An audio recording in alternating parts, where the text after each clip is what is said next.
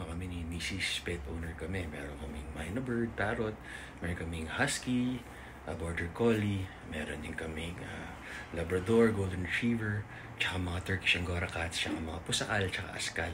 Sa recent study, yung mga aso, kilala nila yung boses, amoy ng amo nila.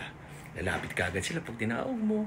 Alam nila pag nandiyan ka, excited sila, sasama sila sa'yo, makikinig, they will obey. Sit, stand, roll. Ang mga pusa, alam pala nila ang boses at amoy ng amo nila. Pinipili lang nilang i-ignore. Kasi tinest ng mga scientists yung boses ng amo, boses ng stranger, nagre-react, nagtitwitch. Ako yung mga pusakal ko, pag tinawag ko, tsaka yung Turkish Angora, meron mga malalambing lalapit pag tinawag ko yung pangalan, lilingon. Kahit nga nag-jogging ako, kasi mga pusakal, pinapakawala namin eh. May naman, may collar. Pag nakita ko siya, Scaramucci, titingin sa akin, lalapit. Kayo ba yung mga cats nyo? Kilala ba kayo? Kilala kayo niyan!